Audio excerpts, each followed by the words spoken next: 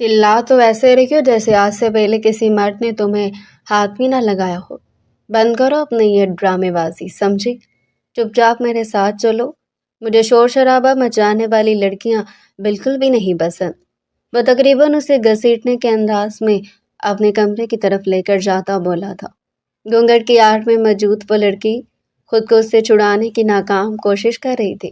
कहने लगी कि छोड़े मुझे, मैं ऐसी वैसी लड़की नहीं हूँ। क्या समझ रखा है आपने मुझे? दूर हटे मुझसे गंदे इंसान। मैं शरीफ लड़की हूँ। अनाबिया सिसकते हुए उसकी मजबूत गिरफ्त से खुद को छुड़वाते हुए बोली थी, मगर वो नशे में एक झटके से उसे खींच कर अपने सीने से लगाता कहने लगा, अच्छा तुम शरीफ हो? जानती भी हो कहाँ से उठा कर लाया हूँ मैं तुम्हें? वैसी जगह जहाँ पर अच्छे अच्छे शरीफों की शराफतें धूल में उड़ती फिरती हैं। अब चुपचाप मेरे साथ चलो, वरना ऐसी शिद्दतें लुटाऊंगा कि सुबह उठने के काबिल भी नहीं रहोगी। ये कहकर वो उसे खींच कर कमरे में ले आया था। जैसे उसने इस मासूम सी लड़की का घूंघट उठाया और अपने लब उसके लबों पर रखना चाहे तो उसे झटका लगा था, क्योंकि ये लड़की तो उसकी। जब से फखर के वालिद का इंतकाल हुआ तो उसका डर बिल्कुल ख़त्म हो गया था। अपने बाप से वो बहुत डरता था। उनके सामने तो उसकी हिम्मत नहीं होती थी कि अपनी आंखें भी ऊंची कर ले। वो फखर को पुकारते थे तो उसकी जान निकल जाती थी। अपने बाप का सारा काम कारोबार वो संभालता था, लेकिन वो एक एक रुपए का हिसाब लेते थे। वो चाहकर भी ना अयाशियां कर सकता था, ना ही दोस्तों के साथ कहीं जाता आता था। लेकिन पिछले 6 महीने पहले उसके वालिद को हार्ट अटैक हुआ और उनका इंतकाल हो गया। फखर को कुछ दिन तो बहुत दुख हुआ था। वो रोया भी बहुत था। बाप था, जाहिर सी बात है, मोहब्बत भी होती है। लेकिन 1 महीने बाद जब उसने अपनी बादशाहत का मज़ा चखा और सारे बैंक अकाउंट्स उसके अपने हाथ में आ गए, तब उसे लगा कि वाकई उसे खुशियां मनानी चाहिए। पहली बार उसने अपने दोस्तों के साथ अयाशियां की थी। लाखों लुटाए थे। बाप का बहुत सारा पैसा था उसके पास। जब दोस्तों ने देखा कि फखर खुद मुख्तार हो गया है तो उसे कोठे का रास्ता दिखा दिया।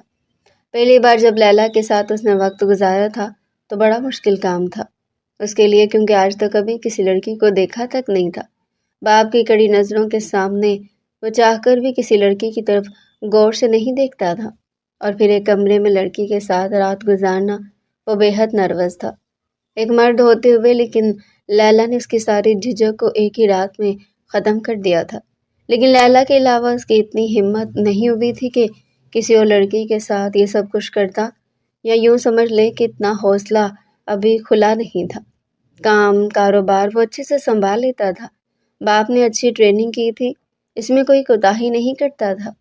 शादी का भी कोई मूड नहीं था, क्योंकि अभी तो ज़िंदगी को एंजॉय करना शुरू किया था। चाहता था कि अपनी ज़िंदगी की हर अय्याशी को पूरा करे। बाप ने गुनाह सवाब के चक्कर में उसे कुछ भी करने नहीं दिया था, और अब आज़ादी मिली थी तो कोई परवाह नहीं थी कि क्या गुनाह है और क्या नहीं। लेकिन आज रात की सुबह ने उसके होश उड़ाए थे। रात को भी लैला का रवैया वैसा नहीं था जैसा कि होता था। वो अपना आप कभी भी फखर से छुड़वाने की कोशिश नहीं करती थी, बल्कि उसका पूरा पूरा साथ देती थी। लेकिन आज रात उसका एहतजाज फखर को मज़ीद ज़िद्दी कर चुका था। पहली बार उसने शिद्दत दिखाई थी, क्योंकि वो उसका साथ नहीं दे रही थी। उसे पीछे धकेलने की कोशिश कर रही थी। बार बार कह रही थी कि मुझे हाथ मत लगाए, पीछे हट जाए, और उसे गुस्सा आ रहा था। पहली बार तो ऐसा नहीं हो रहा था, फिर क्या नखरे दिखा रही थी? वो तो सुकून हासिल करने के लिए उसे लाया था, उसके नखरे देखने के लिए नहीं। लेकिन जब सुबह बेड पर बिछी चादर देखी तो होश उड़ गए। उसका दिमाग चकरा कर रह गया था कि ऐसा नहीं हो सकता। जल्दी से कमरे से बाहर आया तो बच्चे कुचे औसान भी खता हुए थे। सामने लैला की जगह कोई और लड़की थी, वो भी महज 18-19 साल की। गीले बालों में बार बार उसे देख के नजरें चुरा रही थी। इस वक्त नाइट सूट में मलबूस था। उसके पास आया, कहने लगा, कौन हो तुम?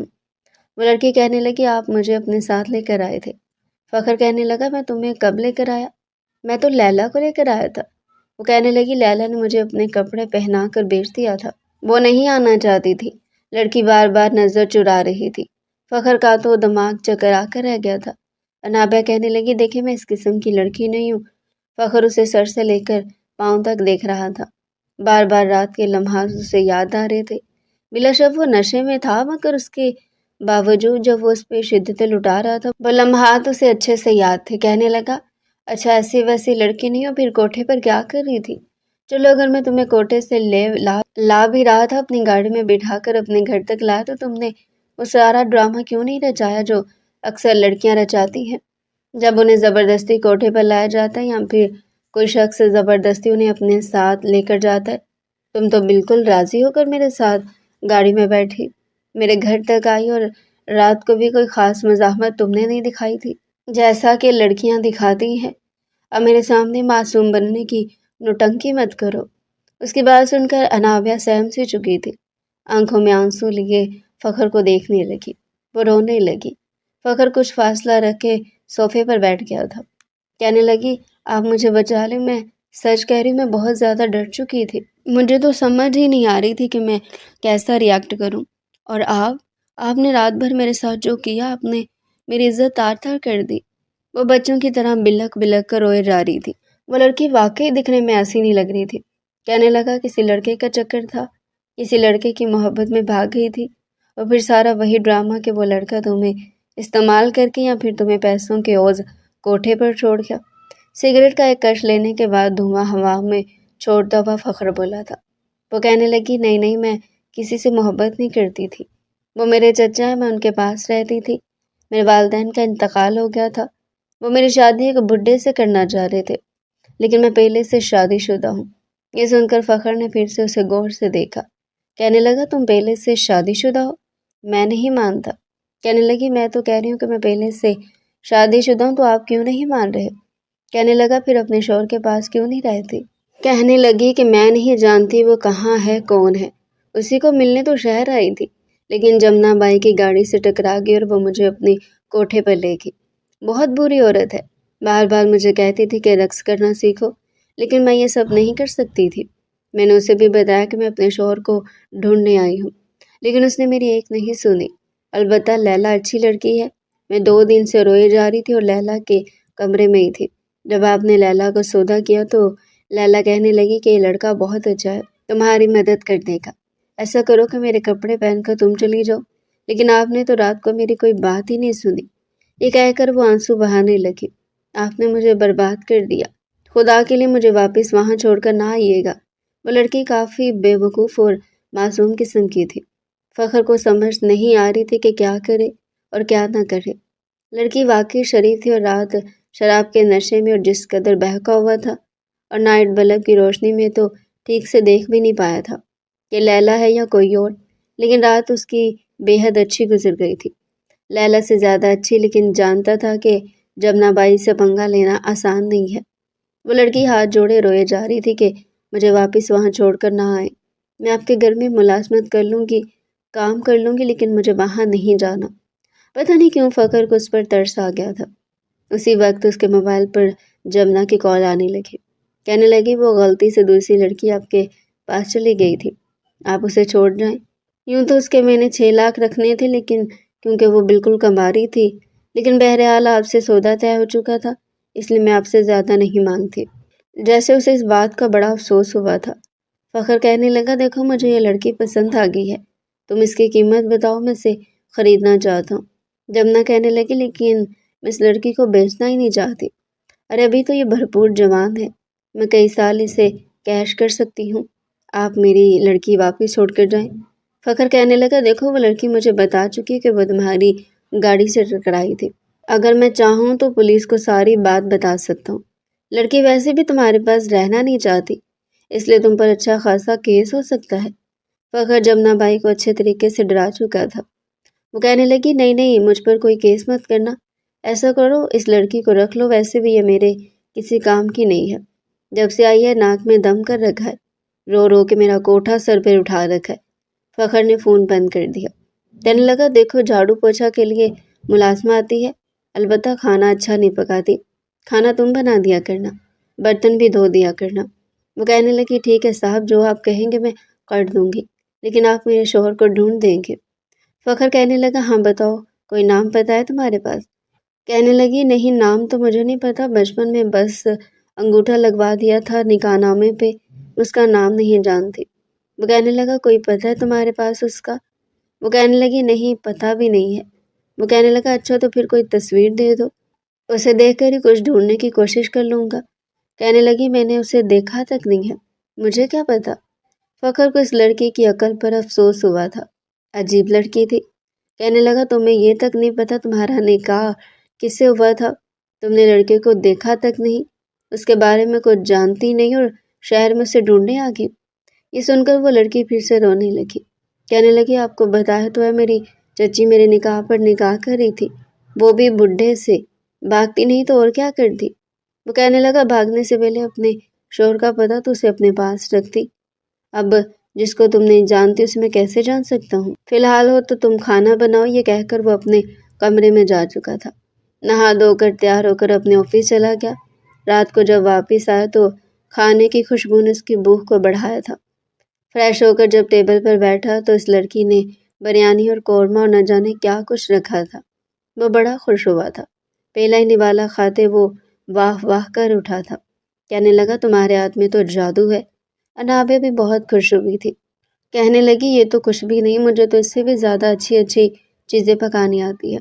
وہ کہنے لگا روز ایسے ہی کھانے بنانا۔ کہنے لگی ٹھیک ہے، پھر کہنے لگی آپ مجھے تھوڑی سی تنخواہ دے دیا کریں گے۔ یہ سن کر فخر کا چمچ ہاتھ میں رکا تھا، کہنے لگا تم نے پیسے کا کیا کرنا ہے؟ کہنے لگی جمع کروں گی اپنے پاس، اب ساری زندگی مجھے آپ کے ساتھ تھوڑی رہنا ہے، آپ کوئی میرے شوہر تھوڑی ہیں، ظاہر سی بات ہے مجھے اپنے بارے میں بھی سوچنا ہے، میں نے سنا شہر میں کام کرنے کے بہت پیسے ملتے ہیں۔ وہ کہنے لگا تم کہاں سے آئی ہو؟ کہنے لگی گاؤں سے۔ فخر کہنے لگا کیا نام ہے تمہارے گاؤں کا؟ اس بار انابیہ کچھ چپ سی ہوئی تھی، پھر اس نے ایک دوسرے گاؤں کا نام بتا دیا۔ جب فخر نے اسے اس کا نام پوچھا تو کہنے لگی میرا نام نور بانو ہے۔ اس نے اپنا اصل نام نہیں بتایا تھا کہ کہیں اس کا چچا چچی اسے ڈھونڈتے ہوئے یہاں تک نہ پہنچ جائے۔ کھانا کھانے کے بعد وہ کہنے لگا دیکھو تم ایسا کرو کہ اتنا بڑا گھر ہے، گھر کے اندر ہی کسی ایک کمرے میں سو جایا کرو، کوارٹر میں مت سویا کرو، اور کوئی تم سے پوچھے کہ تم کون ہو تو ایسے جھوٹ بول دینا کہ تم میری کزن ہو۔ یہ سن کر وہ خوش ہو گئی۔ سامنے گیسٹ روم تھا، وہاں پر وہ جا کر سو گئی۔ اگلے روز فخر جب آفس جانے لگا تو کہنے لگی سنے صاحب جی۔ وہ کہنے لگا کیا ہے؟ کہنے لگی میرے پاس کپڑے نہیں ہیں، اگر آپ کو اعتراض نہ ہو تو میری تنخواہ میں سے مجھے کچھ ایڈوانس پیسے دے دے یا پھر مجھے کپڑے لا دے، میری تنخواہ میں سے کاٹ لیجیے گا۔ فخر کہنے لگا اچھا ٹھیک ہے، آفس سے واپس آتے ہوئے میں تمہیں کپڑے لا دوں گا۔ بہرحال رات کو آفس سے آتے ہوئے وہ اس کے لیے سلے سلائے کپڑے اٹھا کر لے آیا تھا اور وہ اسی میں خوش ہو گئی تھی۔ جتنی معصوم تھی اتنی بے وقوف تھی۔ ایک بار کپڑے استری کرنے والی ملازمہ نے چھٹی کر لی۔ فخر نے کہا کہ ایسا کرو میرے کپڑے پریس کر کے میرے کمرے میں رکھ دینا، میں نہانے جا رہا ہوں۔ وہ کہنے لگی جی صاحب جی ٹھیک ہے۔ وہ کپڑے پریس کر کے جیسے ہی کمرے میں آئی تو عین اسی وقت فخر بھی نہا کر تولیہ باندھے باہر آیا تھا۔ فخر کو تولیے میں دیکھ کر وہ بری طرح سے گڑبڑائی تھی، اپنی آنکھوں پر ایک ہاتھ رکھ لیا۔ میں نے کچھ نہیں دیکھا جی، سچ میں نے کچھ نہیں دیکھا۔ فخر خود بھی کچھ تذبذب کا شکار ہوا تھا، اس کے ہاتھ سے اپنے کپڑے پکڑے، کہنے لگا جاؤ باہر۔ وہ ویسے ہی آنکھوں پر ہاتھ رکھے اس کے کمرے کے دروازے تک پہنچی تھی۔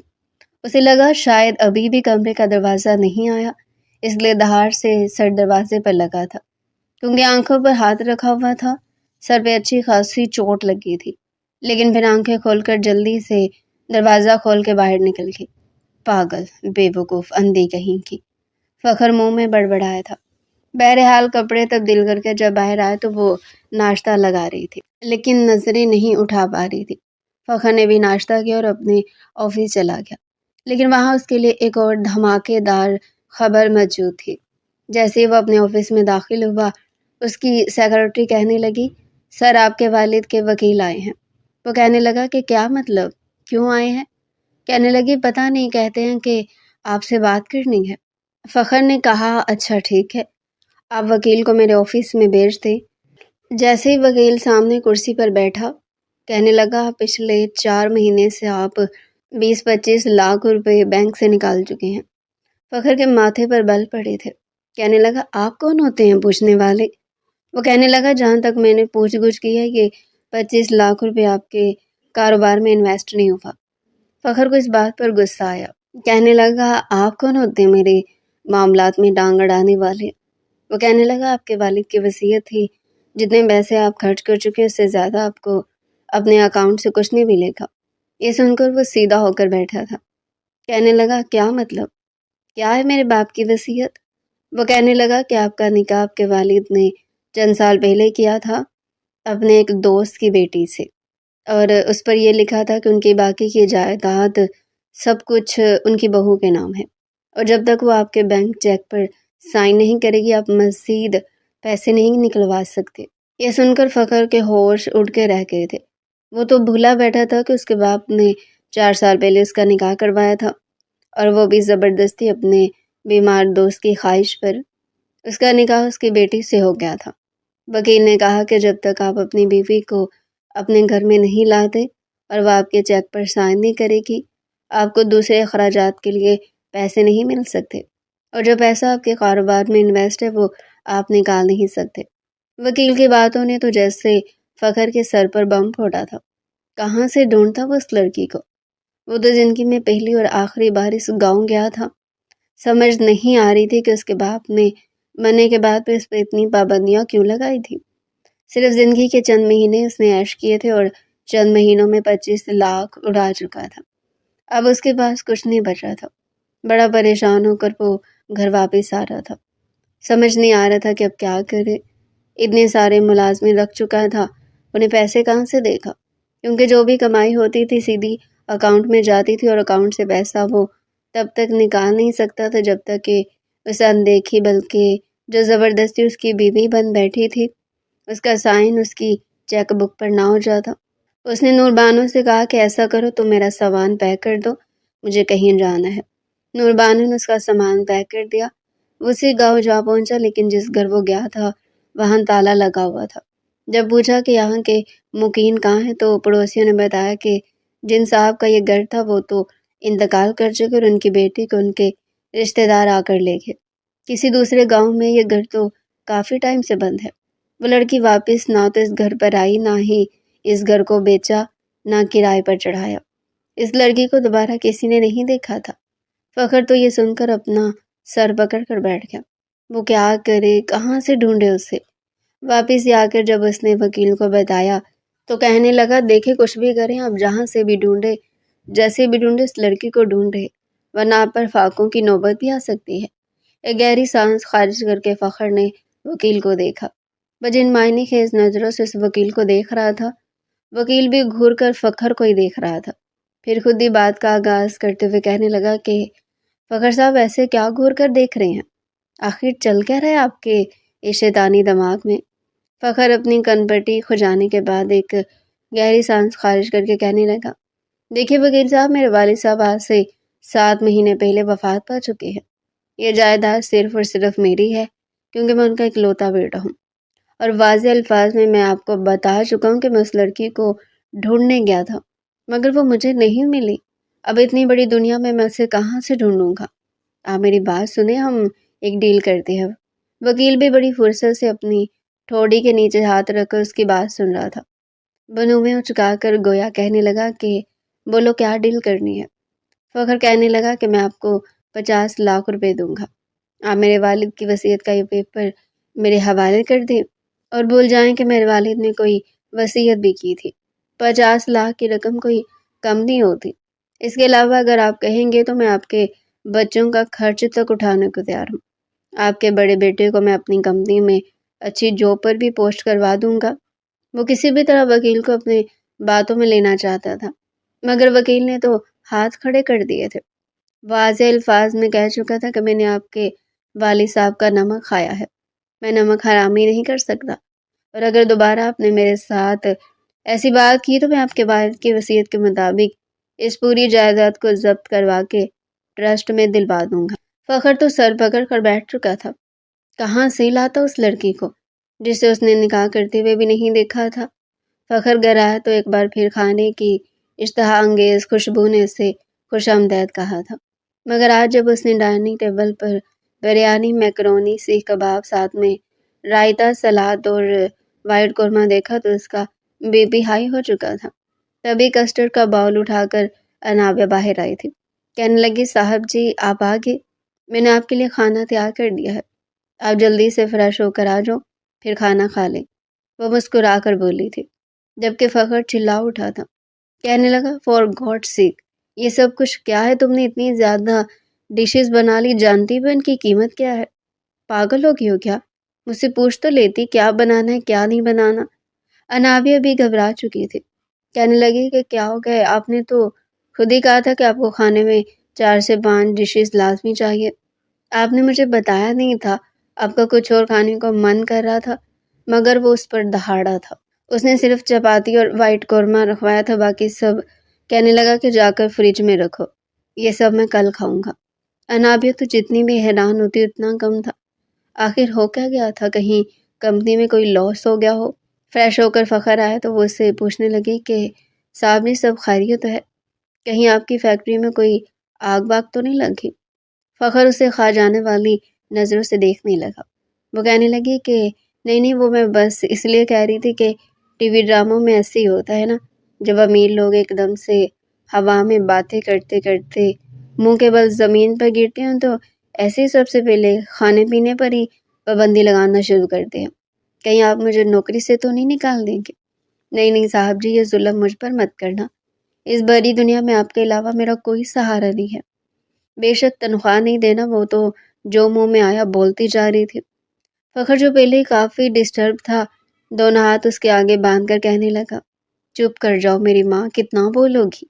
ایک تو ویسے میں پریشان اور اوپر سے تمہاری بک بک، چپ کر جاؤ۔ وہ بچوں کی طرح اپنے ہونٹوں پر انگلی رکھے کہنے لگی کہ ٹھیک ہے، چپ ہوں، نہیں بول رہی اب میں۔ اسے یوں دیکھ کر فخر بھی صوفے پر بیٹھ چکا تھا۔ کہنے لگا، اب دوبارہ مجھے یہاں پر دکھائی مت دینا، اپنے کمرے میں چلی جاؤ، بلا وجہ دماغ خراب کرنے کے لیے آ جاتی ہو۔ وہ اپنے لبوں پر انگلی رکھے فوراً بھاگتے ہوئے اپنے کمرے کی طرف جا رہی تھی، جب کچھ یاد آنے پر رک گئی۔ فخر اسے رکا دیکھ کر کہنے لگا کہ اب کیوں رک گئی ہو؟ وہ کہنے لگی کہ میں نے کچھ نہیں کھایا، اگر آپ کہیں تو میں یہ سیخ کباب کی پلیٹ اور رائتہ لے جاؤں۔ فخر اس سے پہلے کہ جواب دیتا، اس سے پہلے وہ پلیٹ اٹھا کر کمرے میں پہنچ چکی تھی اور دروازہ دھڑام سے بند کر گئی تھی۔ کہیں نہ کہیں سے تو اسے اپنی خواہش پوری کرنی تھی۔ دھیرے دھیرے اس نے سارے ملازمین کو نکال دیا، جو پیسے گھر پڑے تھے ان سے انہیں تنخواہیں دی تھی۔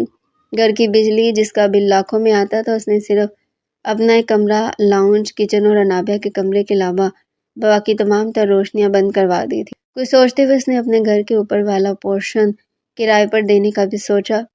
گھر اچھا تھا، لوکیشن اچھی تھی، اس لیے جیسے اس نے اشتہار لگوایا تو اگلے ہی روز 5 فیملیز ایک ساتھ گھر دیکھنے آ چکی تھی، جن میں سے ایک فیملی شریف تھی اور اچھا کرایہ دینے کو تیار تھی، اس لیے فخر اسے اوپر کا پورشن دکھا چکا تھا۔ نیچے پورشن میں صرف فخر اور انابیہ ہی رہ رہے تھے۔ فخر کافی چپ چپ رہنے لگا تھا۔ شام جب آفس سے فخر گھر آیا تو گھر میں قدم رکھتے سامنے کا منظر دیکھ کر فخر کے قدم وہیں رک چکے تھے، کیونکہ سامنے انابیہ پودوں کو پانی دے رہی تھی، ہاتھ میں پائپ پکڑے کیاریوں میں پانی دے تو رہی تھی، مگر اس نے اپنے کپڑے بھی گیلے کر رکھے تھے۔ فخر کے سوئے ہوئے جذبات ایک بار پھر ٹھاٹھے مارتے ہوئے دریا کی طرح جاگ چکے تھے۔ وہ چلتا ہوا اس کے قریب آ کر کھڑا ہو چکا تھا۔ ہر ہفتے میں 1 سے 2 بار تو لازمی اس کا چکر کوٹھے پر لگتا تھا۔ کسی نہ کسی لڑکی کے ساتھ وقت گزارنا تو جیسے اس کی عادت ہی بن چکی تھی۔ لڑکیوں کے حسن سے اپنی آنکھیں وہ ٹھنڈی کرتا ہی رہتا تھا، مگر پیسوں کی کمی ایسی ہوئی تھی کہ ایک پل کو وہ سب کچھ بھول ہی چکا تھا۔ وہ چلتا ہوا انابیہ کے پیچھے آ کر کھڑا ہو گیا۔ انابیہ کو جب اپنے پیچھے کسی کا احساس ہوا تو فوراً پلٹ کر اس نے پیچھے دیکھا اور فوراً اپنے باریک دوپٹے سے اپنے وجود کو چھپانے کی ناکام کوشش کرنے لگی، ہڑبڑاتے ہوئے کہنے لگی کہ صاحب جی آپ کب آئے؟ مگر اس لڑکی کے کپ کپاتے ہوئے لبوں کو دیکھ کر تو اس سے رات کے وہ منظر یاد آنے لگے تھے۔ کہنے لگا کہ ابھی آیا ہوں، تم یہاں پر کیا کر رہی ہو؟ وہ کہنے لگی کچھ نہیں، جب سے آپ مرجھائے ہیں آپ کے یہ پودے بھی مرجھا چکے ہیں، نہ کچھ بولتے اور نہ ہی یہ بول کر مجھے کچھ بتاتے ہیں، نہ آپ میرا شوہر ڈھونڈ کر مجھے دے رہے ہیں، اوپر سے آپ خود بھی کنگال ہو چکے ہیں۔ مجھے تو سمجھ نہیں آ رہی کہ پتہ نہیں میرا کیا بنے گا۔ وہ تو اپنے سر پر خود کو ہی تھپڑ مار کر بولی تھی، اور فخر کہنے لگا کہ چپ چاپ میرے لیے کافی بنا کر لاؤ، سمجھی؟ پتہ نہیں کہاں سے باتیں نکال کر لے آتی ہو۔ وہ جا کر صوفے پر بیٹھ چکا تھا۔ مگر بار بار اسے شدت سے یہ طلب محسوس ہو رہی تھی کہ وہ کہیں سے کوٹھے پر جائے اور ایک بار پھر ناچتی ہوئی رقصاؤں کو دیکھے، ان کی رعنائیوں میں خوش آ جائے۔ وہ دوست جو اب تک اس کے پیسوں پر عیش کرتے آ رہے تھے، اس نے سیدھا اپنے دوستوں کا نمبر ملایا تھا۔ جیسے اس نے اپنی صورتحال کے بارے میں بتایا اور یہ کہا کہ آج کوٹھے پر چلتے ہیں، مگر آج کی محفل تم لوگوں کی طرف سے ہوگی، تو سبھی بہانہ بنا چکے تھے کیونکہ کوئی بھی اس کی طرح لاکھوں روپے کوٹھے پر خرچ نہیں کر سکتا تھا۔ یوں ایک بار پھر فخر کا دھیان اس لڑکی کی طرف آمادہ ہونے لگا تھا۔ بار بار اس کا ذہن اس رات کو یاد دلا رہا تھا جب یہ لڑکی اس کی باہوں میں تھی اور وہ اس پر اپنی شدتیں لٹا رہا تھا۔ دل اسے اکسانے لگا کہ ایک بار تو اس لڑکی کے ساتھ وقت گزار ہی چکے ہو، ایک بار پھر کیوں نہیں؟ یہ لڑکی تو تمہاری دسترس میں ہے، پھر ہے بھی اتنی خوبصورت، جس طرح اس رات تمہاری دسترس میں یہ کچھ نہ کر پائی اب بھی نہیں کر پائے گی۔ یہ سوچتے ہوئے وہ اٹھ کر کچن میں آیا تھا جہاں پر آج وہ دال چاول بنا رہی تھی۔ فخر کی آنکھوں میں ایک بار پھر سرشاری اور سرخی دیکھ کر انابیہ گھبرا سی چکی تھی۔ ہچکچاتے ہوئے کہنے لگی کہ آپ کو کچھ چاہیے تھا، مجھے بتائیں۔ اس کے سامنے شیلف پر ہاتھ رکھ کر کہنے لگا کہ ہاں تم چاہیے ہو، بالکل ویسے ہی جیسے اس رات میری پناہوں میں تھی۔ کیا ایک بار پھر مجھے ان خوبصورت لمحات سے روشناس کروا سکتی ہو؟ وہ بے باک لہجے میں یہ سب کچھ کہہ چکا تھا جبکہ انابیہ کا تو وجود کام کر رہ گیا۔ کہنے لگی شرم آنی چاہیے آپ کو، اگر دوبارہ آپ نے میرے ساتھ ایسی بات کی تو میں یہ گرم گرم چمٹا اٹھا کر آپ کی زبان پر لگا دوں گی۔ اس کے منہ سے یہ سن کر فخر کو غصہ آیا تھا۔ کہنے لگا کہ ہوش میں تو ہو لڑکی، کیا بکواس کیے جا رہی ہو؟ جانتی بھی ہو کون ہوں میں؟ وہ فوراً سے کہنے لگی کہ ہاں کون ہے آپ؟ کچھ بھی نہیں ہے، بس میرے پہ ہی روب جمانا آتا ہے آپ کو۔ یہ بات یاد رکھیے کہ اگر میں بھی آپ کو چھوڑ کے چلی گئی نا تو اور کوئی بھی آپ کو نہیں ملے گا جو آپ کو وقت پر کھانا بنا کر دے، وہ بھی اتنے مزے کا۔ یہ بات تو واقعی سچ تھی۔ فخر اس سے کچھ دور ہٹ چکا تھا مگر وہ لڑکی اس کے ذہن سے نکل ہی نہیں رہی تھی۔ کھانا بنا کر دینے کے بعد اپنے حصے کا کھانا لے کر وہ کمرے میں بند ہو چکی تھی اور ایک بار پھر آنکھوں میں آنسو لیے ماضی کو یاد کر کے رونے لگے۔ جب اس کا نکاح ہوا تھا مگر وہ ایک بار بھی اپنے دلہے کو دیکھ نہیں پائی تھی۔ اس کے والد بیمار تھے جب انہوں نے اس کی شادی کروائی تھی اور اب نہ جانے وہ کس کے نکاح میں بندھی ہوئی تھی۔ ایک گہری سانس خارج کر کے وہ یہ سب کچھ سوچتی آنکھیں موند گئی تھی۔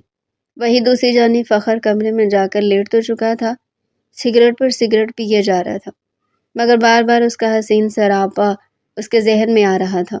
جذبات کے ہاتھوں وہ اس قدر مجبور ہوا کہ اٹھا اور رات کے 1 بجے وہ انابیہ کے کمرے میں آیا۔ دروازہ کھول کر اس نے اپنا قدم رکھا۔ کمرے میں ہلکی ہلکی روشنی تھی۔ وہ بستر پر آ کر لیٹا اور اپنا ہاتھ اس کی کمر پر رکھ دیا۔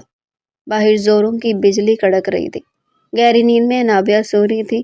اسے لگا کہ شاید یہ سب کچھ خواب ہے۔ وہ فخر کے سینے میں خود کو چھپاتی چلی گئی۔ فخر تو اس کا لمس پا کر سرشار ہو چکا تھا اور یوں وہ مزید فخر کے قریب سمٹتی چلی گئی۔ فخر بھی شاید اسی موقع کی تلاش میں تھا۔ فوراً اس کے ہاتھ گستاخیاں کرنے لگے اور وہ اس لڑکی کو اپنے قریب پا کر سب کچھ بھول چکا تھا جو کچھ وہ انابیہ کے ساتھ کر رہا تھا۔ انابیہ کو لگا کہ شاید وہ چیز سب کچھ خواب میں دیکھ رہی ہے، انتہائی بھیانک خواب، مگر جب فخر کی شدتوں میں تیزی آئی تو درد کی ایک لہر انابیہ کے پورے وجود میں سرایت کرنے لگی تھی۔ درد سے وہ ہلکے سے کراہ کر اپنی آنکھیں کھول چکی تھی۔ جیسے اس نے آنکھیں کھولی تو اس کے پورے وجود کو جھٹکا لگا تھا۔ پورا وجود اسے شل محسوس ہو رہا تھا۔ کتنی دیر تو پلکیں جھپکا کر اس نے دوبارہ کھولی جیسے اس بات کی توثیق کر رہی ہو کہ حقیقت میں یہ منظر ہے یا پھر جھوٹ تو نہیں۔ سچ مچ وہ اس وقت اس شخص کے قربت میں نڈھال ہو رہی تھی۔ چلاتے ہوئے اس نے پوری قوت سے فخر وہ خود سے جدا کیا تھا۔ جیسے ہی بستر سے اٹھی تو اسے اپنے وجود میں جان نکلتی محسوس ہو رہی تھی۔ منہ کے بل وہ فرش پر گری اور رونے لگی۔ کہنے لگی کہ شرم نہیں آتی آپ کو؟ یہ آپ میرے ساتھ کیا کر رہے تھے؟ آپ کو شرم نہیں آئی؟ میں آپ پر اعتبار کرتی تھی، آپ میری عزت کے ساتھ یوں کھلواڑ کیسے کر سکتے ہیں؟ تب تک فخر کو بھی ہوش آ چکا تھا۔ وہ بچوں کی طرح روئے جا رہی تھی، چلائے جا رہی تھی۔ فخر ایک دم سے شرمندہ سا ہونے لگا، اپنا سر پکڑ کر بیٹھ گیا۔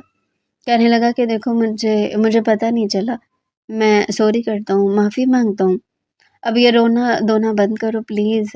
اوپر والے پورشن میں آواز گئی تو پتہ نہیں وہ لوگ کیا سمجھیں گے، مگر وہ روتے ہوئے کہنے لگی کہ مجھے آپ کے ساتھ رہنا ہی نہیں ہے، پتہ نہیں میں آپ جیسے شخص پر کیوں اعتبار کر کے یہاں رہ رہی تھی، میں جا رہی ہوں یہاں سے۔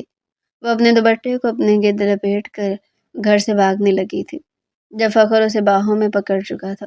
وہ بچوں کی طرح اپنے ہاتھ پاؤں مار کر خود کو چھڑوا رہی تھی اور وہ اس کے پیٹ پر ہاتھ رکھ کر اسے اٹھا کر واپس گھر میں لایا تھا۔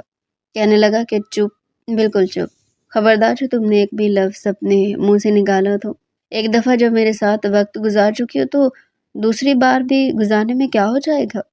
وہ روتے ہوئے کہنے لگی کہ میں آپ کو بتا چکی کہ میں کسی اور کے نکاح میں ہوں، آپ کی نظر میں لڑکی کو کوئی عزت ہی نہیں ہے، آپ جیسے مردوں کو بس لڑکی ایک ہی کام کے لیے پسند ہوتی ہے کہ وہ آپ کے بستر پر آئے اور آپ کی خواہشات پوری کرے۔ وہ روئے جا رہی تھی اور اس وقت فخر جی بھر کر شرمندہ ہوا تھا۔ غصے سے اس نے دیوار میں مکے مارے تھے کہ آخر وہ خود پر قابو کیوں نہ رکھ پایا۔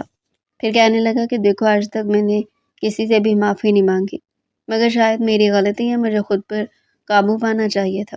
سوری، میں فخر تم سے معافی مانگ رہا ہوں، مجھے معاف کر دو، میں پوری کوشش کروں گا دوبارہ تمہارے قریب نہ ہوں۔ مگر وہ روتے ہوئے کہنے لگی کہ نہیں، میں ایسے معاف نہیں کروں گی۔ وہ کہنے لگا کہ اچھا پھر کیسے کرو گی؟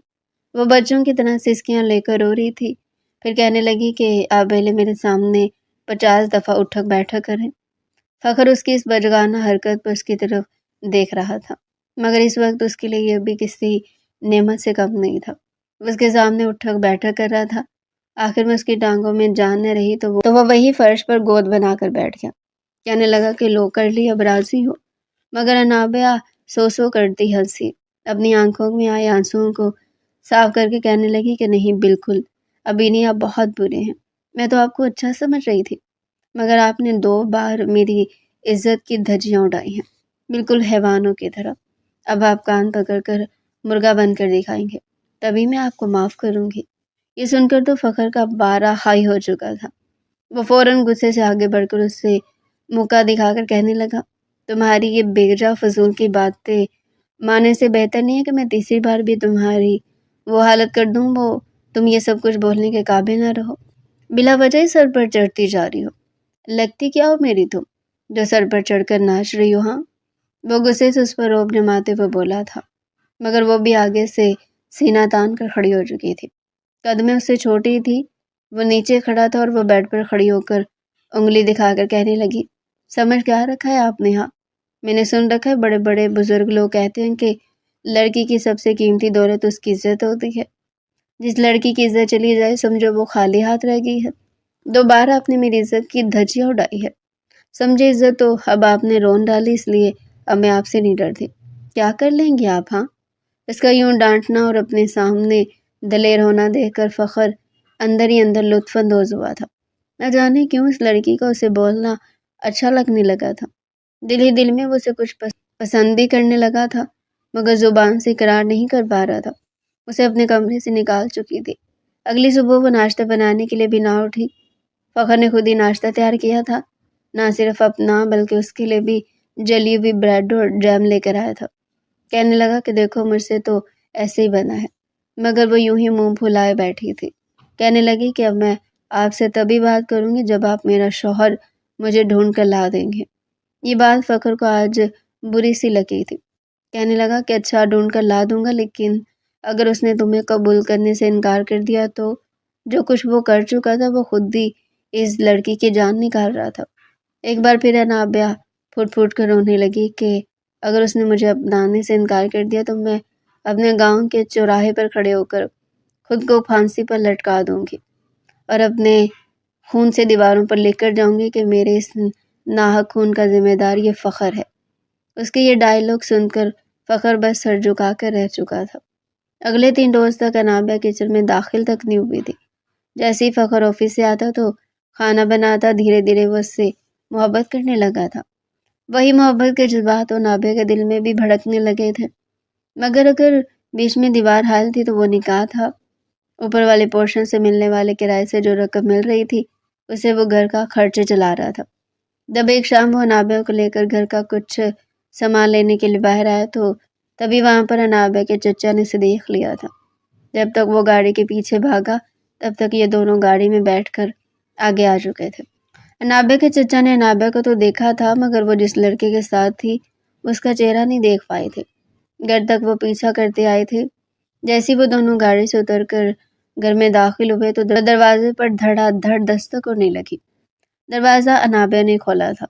سامنے اپنے چچا کو دیکھ کر اس کے چہرے کا رنگ بالکل سفید پڑ گیا۔ اندر آ کر وہ کہنے لگے، انابیہ تو یہاں پر کیا کر رہی ہے؟ تجھے شرم نہیں آئی گھر سے بھاگتے ہوئے؟ ایک زناٹے دار تھپڑ اس کے منہ پر مار چکے تھے۔ انابیہ اس سے پہلے کہ نیچے گرتی، فخر اسے تھام چکا تھا۔ غصے سے سامنے کھڑے شخص کو دیکھنے لگا۔ اس سے پہلے کچھ کہتا انابیہ کے چچا کو دیکھ کر اس سے جھٹکا لگ چکا تھا۔ انابیہ کا چچا اور فخر دونوں ایک دوسرے کو حیرت سے دیکھنے لگے۔ کچھ سوچ کر فخر کہنے لگا، آپ تو مستقیم انکل ہیں نا؟ یہ سن کر مستقیم تھوڑا گڑبڑایا، پھر کہنے لگا، تم فخر ہو نا، انابیہ کے شوہر، جیسے 4 سال پہلے انابیہ کا نکاح ہوا تھا۔ انابیہ کو لگا جیسے پورا آسمان اس کے سر پر ہی ٹوٹ پڑا ہو۔ وہ کہنے لگا کہ انکل، انابیہ اب کہاں ہے؟ اور یہ لڑکی آپ کی کیا لگتی ہے؟ چونکہ انابیہ نے اپنا نام نور بانو بتا رکھا تھا، ایک پل کو تو فخر کو کچھ سمجھ نہیں آیا تھا کہ ہو کیا رہا ہے۔ انابیہ کا چچا کہنے لگا، کون نور بانو؟ یہ کوئی نور بانو نہیں، یہ انابیہ ہی ہے، تمہاری بچپن کی منقوہ جسے تم لوگوں کے باپ نے آپس میں نکاح کروا دیا تھا۔ انابیہ کا تو چہرہ سرخ لال ہو چکا تھا۔ ایک ایک لمحہ اسے یاد آنے لگا تھا جب وہ فخر کے ساتھ گزار چکی تھی۔ فخر ہی اس کا شوہر تھا۔ فخر کی تو خوشی کی کوئی انتہا نہیں رہی تھی۔ انابیہ کو دیکھ کر تو اس کے چہرے پر جیسے بہار لوٹ آئی تھی۔ جس لڑکی کو وہ ڈھونڈ رہا تھا وہ تو اس کے گھر میں ہی موجود تھی۔ مستقیم کہنے لگا کہ اس لڑکی کو میرے حوالے کر دو، میں اس نکاح کو نہیں مانتا۔ بچپن میں وہ کاغذی رشتہ انگوٹھے کی چھاپ سے طے ہوا تھا۔ اس لڑکی کو بالکل اندازہ نہیں تھا کہ اس کا نکاح ہو رہا ہے، اس لیے نکاح خود بخود ختم ہو چکا ہے۔ مستقیم صاحب کسی بھی طرح اسے وہاں سے لے کر جانا چاہتے تھے، مگر فخر اس کا ہاتھ پکڑ گیا۔ کہنے لگا کہ بیوی ہے یہ میری، کوئی بچی نہیں تھی، سمجھدار تھی۔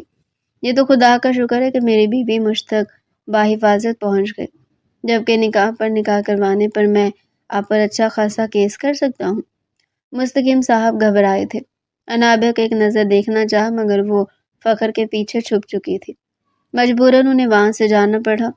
دونوں تو اتنی دیر خاموشی سے ایک دوسرے کو دیکھتے رہے اور اگلی پل مسکراتے ہوئے وہ فخر کے سینے سے لگ چکی تھی اور پھوٹ پھوٹ کر رونے لگی۔ کہنے لگی، میں آپ کی بیوی تھی تو آپ میرے شوہر تھے، یہ تو بالکل فلمی سین ہی ہو گیا نا، آپ نے مجھے پہچانا نہ میں نے آپ کو۔ فخر اس کی اس بات پر ہنس دیا تھا۔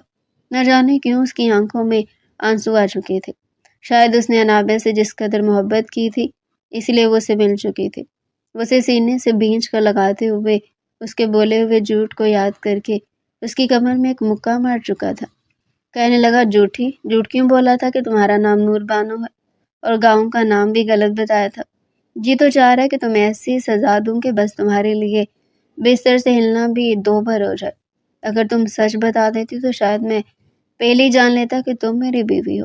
پہلے جو وہ روئی جا رہی تھی، پھر ایک دم سے جدا ہوگی، چہرے پر سنجیدگی تھی۔ فخر کہنے لگا کہ اب کیا ہوا ہے؟ وہ منہ سجا کر کہنے لگی کہ میں نے بالکل بھی یہ امید نہیں کی تھی کہ میرا شوہر ایسا نکلے گا، کوٹھے پر جاتا ہوگا، لڑکیوں کے ساتھ تعلق بناتا ہوگا، اور پتہ نہیں میرے سے پہلے کتنی لڑکیاں یہاں پر آئی ہوں گی۔ یہ تو آپ کے والد نے میرے سائن کے بغیر رقم نکالنے پر پابندی لگوا دی، ورنہ آپ تو اب تک نہ جانے کتنی لڑکیوں کے ساتھ۔ یہ سوچ کر وہ چہرہ چھپا کر ایک بار پھر پھوٹ پھوٹ کر روئی تھی، اور فخر کا جی چاہا کہ وہ چلو بھر پانی میں ڈوب مرے۔ واقعی اس نے غلط تو کیا تھا، مگر جب سے یہ لڑکی اس کی زندگی میں آئی تھی اس نے دوبارہ کسی لڑکی کی طرف آنکھ اٹھا کر نہیں دیکھا تھا۔ محبت واقعی انسان کو سدھار دیتی ہے، اور انابیہ کی محبت نے اسے سدھار دیا تھا۔ ایک گہری سانس خارج کر کے کہنے لگا کہ مجھے معاف کر دو۔ پتہ نہیں کیسے، شاید ماں نہیں تھی نا میری جو میری تربیت کرتی، مجھے سمجھاتی۔ باپ جو سمجھاتا تھا بس دوستوں کی باتوں میں آ کر مجھے یہی لگتا کہ میرا باپ میرا دشمن ہے، مگر شاید وہ ٹھیک کہتے تھے، مجھے معاف کر دو۔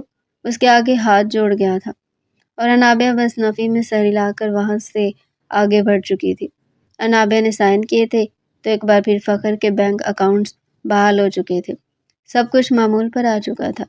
دھیرے دھیرے دونوں کی محبت بھی پروان چڑھنے لگی اور سارے گلے شکوے ختم کرتے ہوئے دونوں ایک دوسرے کی محبت کے ساتھ زندگی میں آگے بڑھنے لگے۔